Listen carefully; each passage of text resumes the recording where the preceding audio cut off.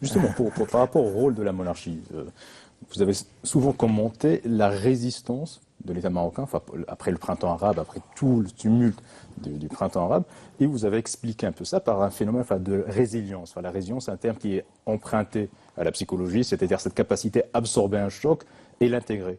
Comment vous expliquez justement cette résilience de l'État marocain face au choc, notamment celui qui a eu lieu au printemps arabe?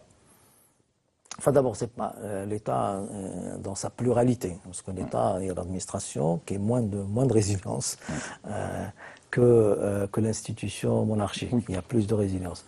Mais ça, c'est la profondeur historique. C'est la connaissance des hommes. C'est une sorte d'intuition qui est construite autour de cette longue expérience de survie de la monarchie, survie dans la faiblesse, pas dans la force, et sur une technologie de gouvernement qui est assez particulière. Tout ça fait...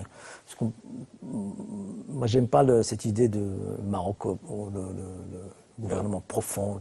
Il n'est pas profond. Il y a une culture politique qui est particulière, et qui amène disons, pas uniquement le roi, mais disons ceux qui construisent la décision autour de lui, ou avec lui, ou même à son insu parfois aussi, en anticipant ses désirs, parce que c'est tout le...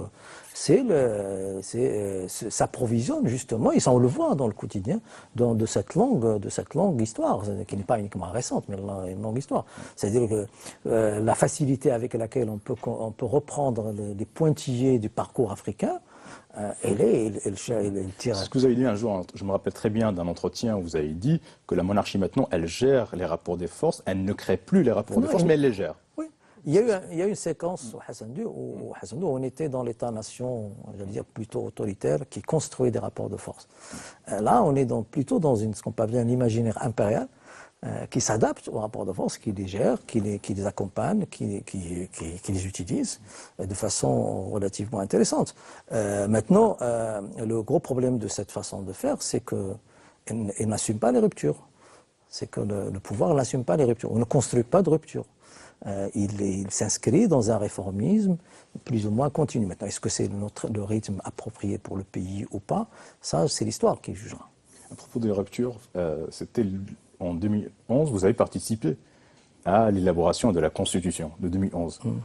Maintenant, je voulais connaître un petit peu votre regard sur l'application de la Constitution. Est-ce que vous trouvez qu'elle était bien appliquée, qu'il manque des choses à faire?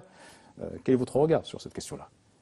Alors, le regard d'abord d'un politiste, donc on ne change pas avec une constitution, une société.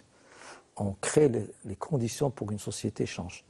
Et ils sont en train de se produire, tous les débats autour de la constitution. Et maintenant, le rapport de force fait que la lecture dominante est une lecture plutôt timide, conservatrice, etc.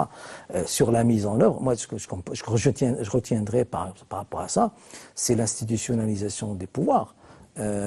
Qui a émergé de cette constitution, c'est la naissance de ce qu'on peut appeler les institutions de régulation, qui construisent leur légitimité sur l'impartialité et l'expertise. C'est l'importance de l'élection. C'est pourquoi les élections on vit actuellement ces deuxièmes élections comme d'un moment assez dramatique, parce que les gens sont conscients de plus en plus, et c'est une grande rupture. Je pense que le pouvoir s'acquiert par les élections. Donc tout ça, je pense que c'est des choses très positives que la Constitution a construites. Alors moi,